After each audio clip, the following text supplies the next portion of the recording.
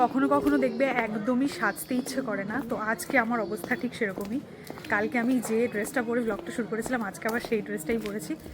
Basically ওই কালকে তোমাদেরকে বলেছিলাম না একটা ছোট্ট আউটডোর শ্যুট রয়েছে, তো ওটার জন্যই এখন আমি বেরিয়েছি সকালবেলা ঝটপট উঠে।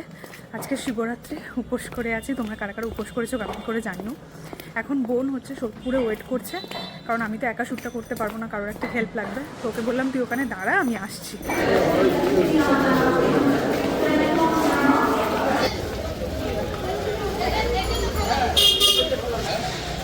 ওই তো চল, আমি তো শিবানী সুইটসের সামনেই দাঁড়িয়ে দেখছি। কোথায় তুই? তুই বললি ওখানেই দাঁড়িয়ে আছিস।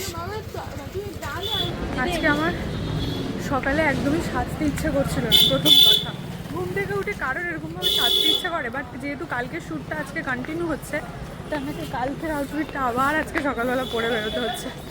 চলো, আবার এই সাত সকালে আবার নোজ পিন পরে এসেছি। নোজ পিন না নোজ রিং কী বলে, ওই আর কি পরে এসেছি। চলো শ্যুটটা করি। শীত এখনো শেষ হয়নি।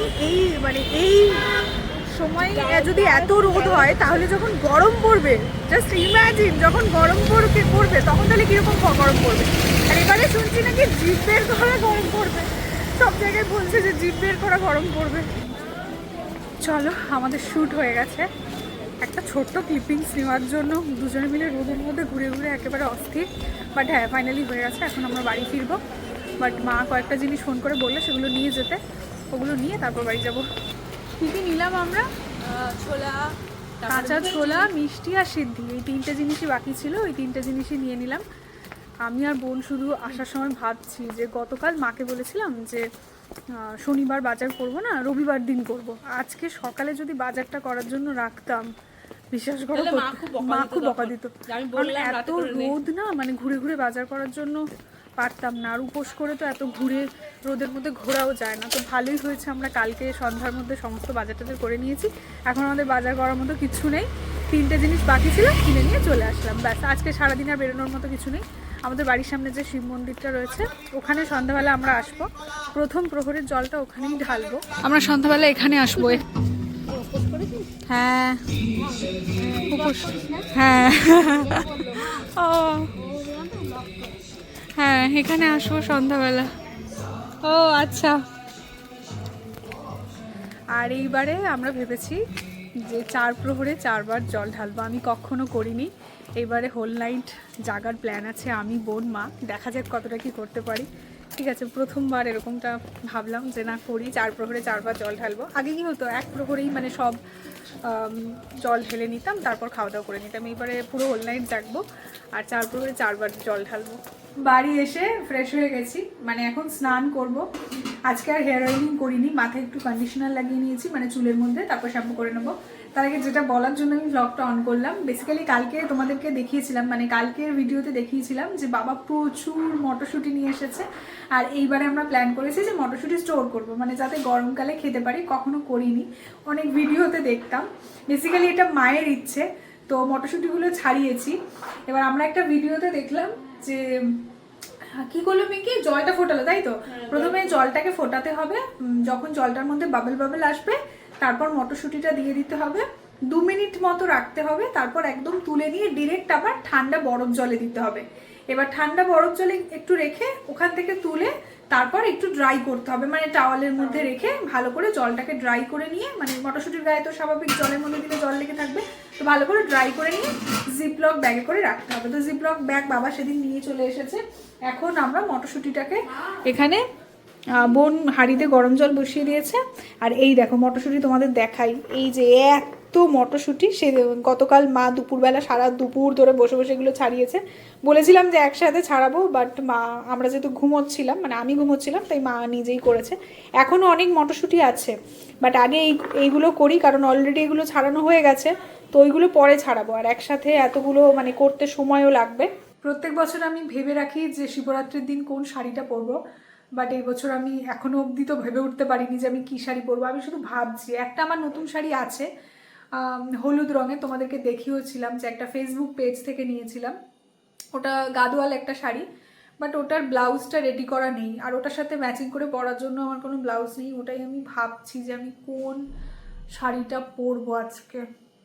আমি চেষ্টা করব কটনের মধ্যে দিয়ে কোনো শাড়ি পরা, কারণ হোল নাইট আমি জাগার যেরকমটা প্ল্যান করেছি যে 4 প্রহরী জল ঢালবো, তো এমন একটা শাড়ি পরবো যেটা কমফোর্টেবল হবে, কারণ বারবার তো আর শাড়ি খোলানামা করবো না, একটাই শাড়ি পরে থাকবো। তো ওটাই ভাবছি কমফোর্টেবল কোনো একটা শাড়ি পরে নেবো। প্রথমে কি চিনি দিচ্ছিস তো? হ্যাঁ, অত লাগবে না মা, একটু নুন, চিনি দিতে হবে, নুন দিতে হবে, তারপর মটরশুঁটিগুলো।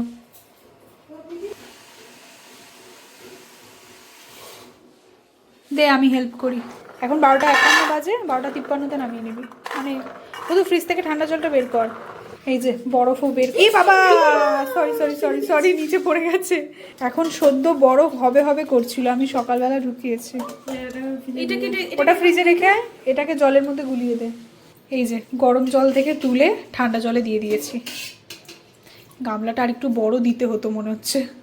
ঠান্ডা জল থেকে তুলে নিয়েছি, এখন টেবিলের ওপরে একটা টাওয়াল পেতে নিয়েছি, কারণ টাওয়ালে জলটা খুব তাড়াতাড়ি সোক করবে। তো এই প্রসেসটা খুব ইম্পর্টেন্ট। ওখানে দেখাচ্ছিল যে মটরশুঁটি থেকে পুরো এই জলটা যে লেগে লেগে আছে, এই জলটাকে পুরো ড্রাই করে নিতে হবে, ঠিক আছে? জল থাকলে তাহলে ওই পচে যাওয়ার সম্ভাবনাটা বেশি, তো পুরোটা ভালো করে ড্রাই করতে হবে। এই প্রসেসটা করার মেন উদ্দেশ্যটা হলো এই কালারটা একদম একই রকম থাকবে, তাই তো? আর যেহেতু নুন আর চিনি দেওয়া হলো, তো এটা শেলফ লাইফটা অনেকটা বেড়ে গেল। এই যে শ্যাম্পু ট্যাম্পু করে স্নান টান করে চলে এসেছি। দাঁড়াও ক্যামেরাটা একটু সেট করি, তোমাদের সঙ্গে বেশ কিছু কথা বলার আছে আমার। ট্রাইপডটা বেসিক্যালি এই বছরে শিবরাত্রিটা আমার কাছে একটু অন্যরকম।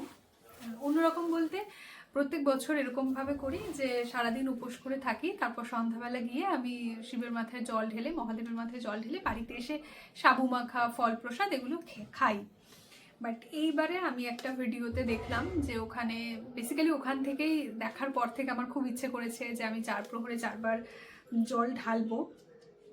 এবার ওখানে নির্জলা উপোস দেখিয়েছে, প্লাস ফলাহার, মানে দুভাবেই তো করা যায়, বাট আমি নির্জলাটাই করছি। আমার মন থেকে খুব ইচ্ছে করছে, এমনটা নয় যে কোনো ভিডিও দেখে ইন্সপায়ার হয়েছে। হ্যাঁ, অবশ্যই দেখে আমার মনে হলো যে না, এরকমভাবে আমি করব, তো সেখান থেকেই আর কি এরকমভাবে করার ইচ্ছে। এই যে আমি সকাল থেকে না খেয়ে রয়েছি, কিছুই হবে না। সন্ধ্যার পর থেকে আমার মাথা ঘোরায়, চোখগুলো ভীষণ ছোট ছোট হয়ে যায়, এটা আমার হয় উপোস করলে। তো জন্য আমি সারা বছরে খুব একটা উপোস করি না, মানে খুব একটা কি, শিবরাত্রির উপোস ছাড়া সেরকম কোনো উপোস করি না। তো আগে না আমি উপোসে খুব একটা বিশ্বাসও করতাম না, আমার মনে হতো যে না খেয়ে থেকে শরীরকে কষ্ট দিয়ে কী লাভ, এরকমটা মনে হতো। বাট হয় না, বয়সের সাথে সাথে আমাদের মাইন্ডসেটগুলো একটু চেঞ্জ হয়। আর এখন আমি প্রচণ্ডভাবে স্পিরিচুয়াল হয়ে গেছি। এখন আমার মনে হয় উপোস মানে শুধু না খেয়ে থাকা নয়, উপোস মানে নিজের মানে মনের একটা পিউরিফিকেশন বলতে পারো, বা মনের একটা শান্তি। উপোস করে যদি তুমি সারাদিন খাবার দাবারের কথা ভাবো, তাহলে ওই উপোসটা করে কোনো লাভ নেই, ঠিক আছে? এখানে একটা নিজের মনের শান্তি, বা বলতে পারো যে আত্মার শুদ্ধিকরণ, এই যে বিষয়টা, এই বিষয়টা সম্পর্কে জানার পর থেকে আমার মনে হয়েছে না। তাছাড়াও উপোসের তো অন্যান্য আরও অনেক গুরুত্ব রয়েছে, মানে আমাদের বডি ডিটক্স করতে উপোস অনেকটা হেল্প করে, মানে না খেয়ে থাকলে আমাদের। এখন তো আবার যে ইন্টারমিটেন্ট যে ফাস্টিংয়ের কথাটা যেটা বলা হয়, তো ওটাও তো কাইন্ড অফ একটা উপোস, মানে এত ঘন্টা থেকে এত ঘন্টা না খেয়ে থাকা। তো এটারও তো আলাদা করে একটা গুরুত্ব রয়েছে। আর আমার মনে হয় আমাদের যা যা রিচুয়ালস রয়েছে, যা যা নিয়ম কানুন রয়েছে, প্রত্যেকটার কথা আমি বলতে পারবো না, বাট বেশ অনেক নিয়ম কানুনেরই একটা সায়েন্টিফিক রিজন রয়েছে। মানে সব কিছুকে ওরকমভাবে কুসংস্কার বা সব কিছুকে ওরকমভাবে ধার্মিক বলে আমরা দাগিয়ে দিতে পারি না।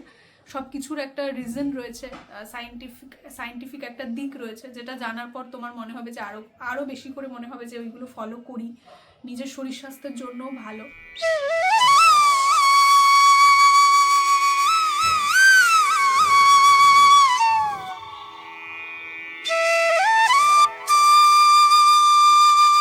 এই যে আমরা এখন জিপলগে করে ভরে দিচ্ছি, এই জিপলগ ব্যাগগুলো বাবা নিয়ে এসেছিল, এইটাতে করে ভরে ডিপ ফ্রিজে ঢুকিয়ে দেবো। তারপর পিঙ্কি গরমকালে কি কচুরি খাবো আমরা, কড়াইশুটির কচুরি। শোন, গরমে কড়াইশুটির কচুরি হজম করা মুশকিল, ওই জন্যই তো শীতকালে খাওয়া হয়। বাহ, ওর বার্থডেতে সকালবেলা কড়াইশুটির কচুরি হবে।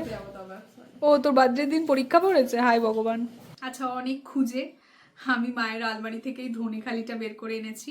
এই ধনিয়া খালিটাই আজকে পরবো। এটা একটা রেড আর হোয়াইটের কম্বিনেশনে ধনিয়াখালি। আমি তোমাদের আগেও দেখিয়েছিলাম, আর এই শাড়িটা এর আগেও আমি অনেকবার পরেছি। এটা ভীষণই কমফোর্টেবল একটা শাড়ি। ধনেখালি তো সবসময় কমফোর্টেবল হয়, তোমরা তো জানোই। তো এটাই আজকে পরবো, যেহেতু রাত জাগবো তো একটা কমফোর্টেবল শাড়ি পরাটা খুব বেশি ইম্পর্টেন্ট। এটার সাথে একটা রেড ব্লাউজ পরবো। এখন বাজে 4:30। আমার টুকটাক কিছু ব্র্যান্ডের কাজ ছিল, টুকটাক ভয়েস ওভার করা ছিল, সেগুলো আমি কমপ্লিট করে নিয়েছি। 5:30 বা 6টা নাগাদ রেডি হওয়া শুরু করব। এখন আমি 1 ঘন্টা মতো একটু রেস্ট নেব। একটু টায়ার্ড লাগছে, আর যেহেতু পুরো উপোস করে রয়েছি নির্জলা, তো একটু মনে হচ্ছে রেস্ট নিলে ভালো লাগবে। তো 5:30 6টা নাগাদ রেডি হব। আমাদের এখানে যে মন্দিরটা রয়েছে তোমাদেরকে সকালে দেখালাম, ওই মন্দিরে যাব। তখন পুজোর জোগাড় টোগাড় করতে হবে, শিবরাত্রির পুজো হবে। তো তখন তোমাদের সঙ্গে আবার দেখা হচ্ছে। চলো আমি এখন একটু রেস্ট করি। এই যে ঘুম থেকে উঠে খুব ঝটপট করে রেডি হয়ে গেছি, অলরেডি 7টা বেজেও গেছে। আর এই হচ্ছে আজকে আমার শিবরাত্রির সাজ, একটা লাল পাড় সাদা শাড়ি আর হালকা একটু জুয়েলারি পরেছি। তো এখন মন্দিরে যাব। মা ওদিকে রেডি হয়ে গেছে, বোনকেও একটু মাথায় ফুল লাগিয়ে দিয়েছি। আই পিঙ্কি তোকে একবার দেখাই, ওকে মাথায় একটা খুব সুন্দর করে সাউথ ইন্ডিয়ান স্টাইলে ফুল লাগিয়ে দিয়েছি, বেশ ভালো লাগছে। আমার মাও মাথায় ফুল লাগিয়েছে, দেখাবো দাঁড়াও তোমাদেরকে। দাঁড়া ঘোর, কি ভালো লাগছে না দেখতে, খুব সুন্দর লাগছে। মিষ্টিটা নিয়েছো? ফুল দেওয়া হয়ে গেছে, ফল, মিষ্টি আর গঙ্গা জল। চলো আমি আর পিঙ্কি এগিয়ে যাচ্ছি, কারণ মায়ের একটু দেরি হবে। সব কিছু গুছিয়ে নিয়ে যেতে একটু সময় লাগে। আর ছোটো বোন তো এখন যাবে না, ও পড়ছে। ওর পড়াটা একটু এগিয়ে গেলে আমরা সমস্ত ওদিকে জোগাড়গুলো কমপ্লিট করে নিলে ফোন করব, তখন ও আসবে। চলো আমার ভ্লগে এই মন্দিরটা তোমরা আগেও অনেকবার দেখেছো। এখানে প্রতি বছর কালী পুজোতে আমরা সারা রাত জেগে পুজোর আয়োজনে থাকি। আজকে শিবরাত্রি উপলক্ষে মহাদেবের বিভিন্ন গান চলছে, সেই জন্য আমি ভয়েস ওভার করছি, নইলে কপিরাইটস আসবে, বুঝতেই পারছো। বেশ কয়েকদিন আগেই কাকিমা আমাদেরকে বলে গিয়েছিল যে এই বছরও আমাদেরকে পুজোর কাজে থাকতে হবে। আমি এখানে ফল কাটা শুরুও করে দিয়েছি। পিঙ্কি প্রথমে ফলগুলো কাটছিল, কিন্তু ওর বটিতে ফল কাটতে একটু অসুবিধে হয়, তাই আমি বললাম তুই বরং অন্য কাজ কর, আমি না হয় ফলগুলো কাটছি। পুজোর কাজ করতে আমার বরাবরই ভীষণ ভালো লাগে, তা তো তোমরা জানোই। মন থেকে একটা আলাদাই আনন্দ হয়। বোন এখানে সমস্ত ফুলগুলো সাজিয়ে রেডি করছে। আসলে আমরা পুরোহিত আসার আগেই সবটা গুছিয়ে ফেলতে চাইছি, তাই একটু তাড়াহুড়ো করেই কাজটা করছি। আর এই দেখো, আমার মা কিন্তু গতকাল শ্রীনিকেতন থেকে কিনে নিয়ে আসা বাটিকের ওই শাড়িটাই আজকে পরেছে। কি সুন্দর দেখতে লাগছে দেখো মাকে। আমি, মা আর পিঙ্কি আগেই আসলাম। ছোটো বোনকে বলে এসেছিলাম যে তুই একটু পড়াশোনা কর, কারণ নেক্সট ডে ওর এক্সাম আছে। পুজোর আয়োজন হয়ে গেলে তারপর না হয় ফোন করে তোকে আসতে বলে দেব। যদিও ওকে ফোন করার আগেই রেডি হয়ে ও চলে এসেছে। এই মাত্র পুরোহিত আসলে এদিকে পুজোও শুরু হয়ে গেছে। এখন আমার একটু কথা বলতে অসুবিধে হচ্ছে। এরপরে মানে 4 প্রহরে যে জল ঢালবো তখন হয়তো আমি কথা বলবো না, আমি পরে ভয়েস ওভার করে দেবো। এখন মন্দিরে ফলমূল সমস্ত কেটে কুটে ওখান থেকে চলে এসেছি, মানে ওখানে সমস্ত কিছু গুছিয়ে চলে এসেছি। মা আর ছোটো বোন ওখানে আছে, আমি আর পিঙ্কি চলে আসলাম, কারণ 9টা 9:30 নাগাদ প্রথম প্রহরটা শেষ হয়ে যাচ্ছে। আর মন্দিরের মানে সবেই পুরোহিত পুজোয় বসলেন, তো ওখানে পুজো শেষ হওয়ার পরই আর কি সবাই জল ঢালবে। তো ওর জন্য আমরা চলে আসলাম, যেহেতু আমরা মানে আমি আর বোন মা তিনজনেই ভেবেছি যে একদম প্রহর অনুযায়ী জল ঢালবো। মা যাওয়ার আগে জল ঢেলেই গেছে বাড়িতে শিবের মাথায়। তো ওখানে বোন আর মা রয়েছে, আর আমি আর পিঙ্কি বাড়িতে চলে এসেছি। আমি আর পিঙ্কি এখানে এসে প্রথম প্রহরে মহাদেবের মাথায় জল ঢেলে পুজোটা সেরে নিয়েছি। এরপরে দ্বিতীয় প্রহর 9:30 থেকে 12টা বা 12:30 পর্যন্ত আছে সম্ভবত, যদি খুব ভুল না হই। এখন আমরা দ্বিতীয় প্রহরে শিবকে দই দিয়ে স্নান করাচ্ছি। 9টা 9 থেকে 12টা 17 পর্যন্ত দ্বিতীয় প্রহর, আর এখন বাজে 11টা 27।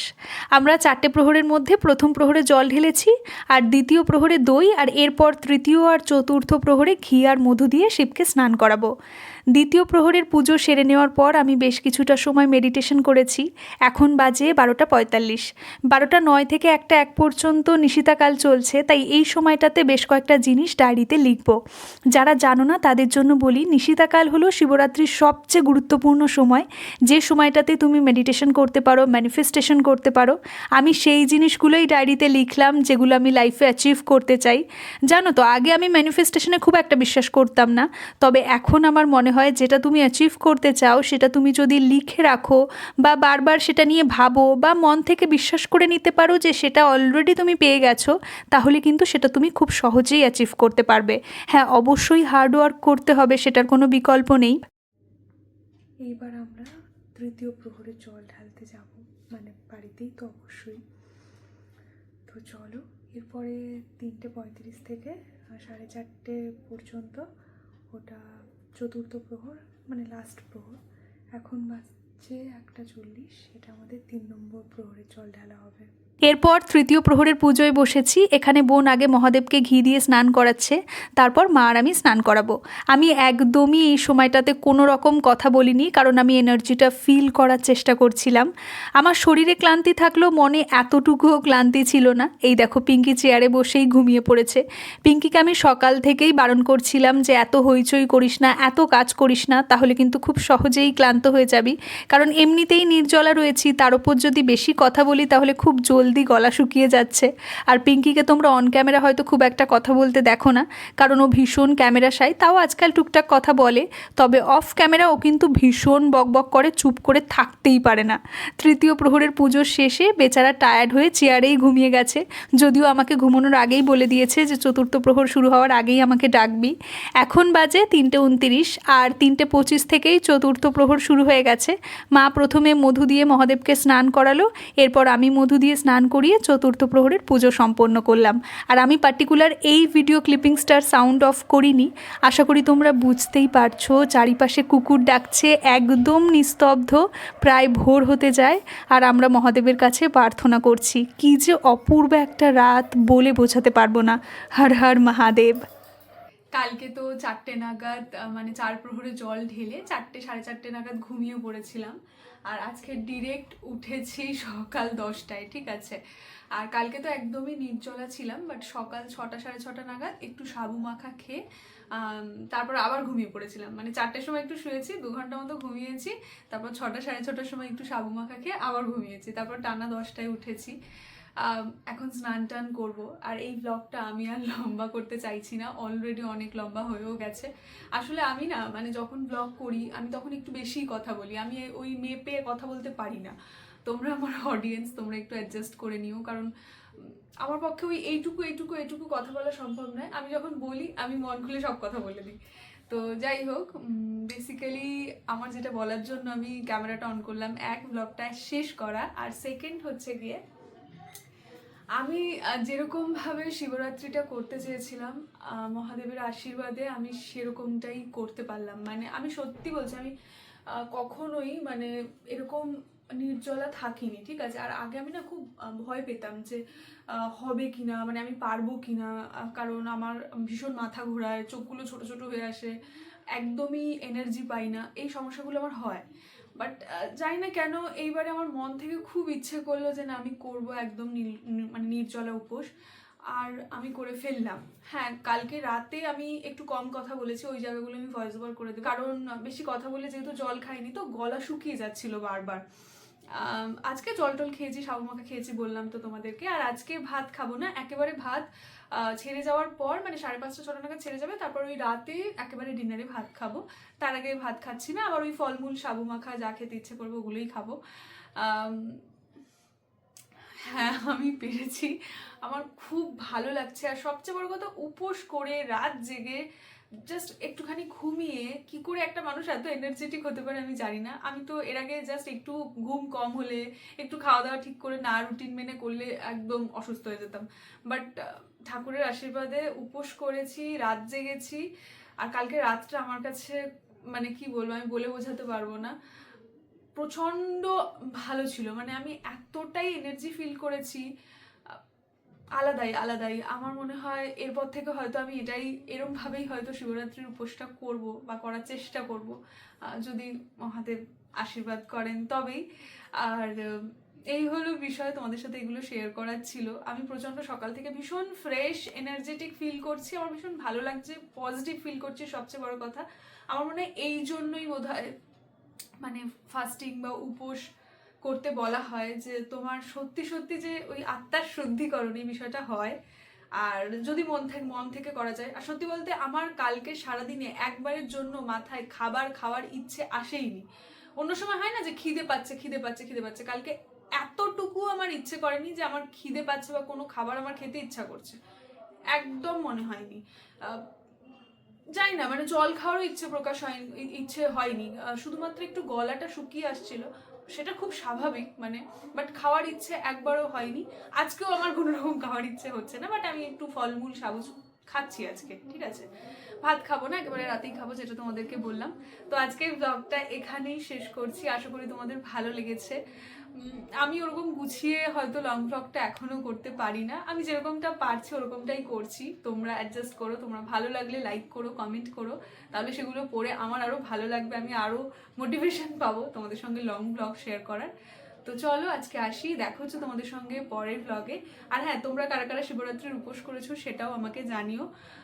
পরবর্তী ব্লগে তোমাদের সঙ্গে আবারও দেখা হচ্ছে, ততক্ষণ সবাই খুব ভালো থেকো, সুস্থ থেকো, আর সবাইকে খুব ভালো রেখো। চলো টাটা, বাই।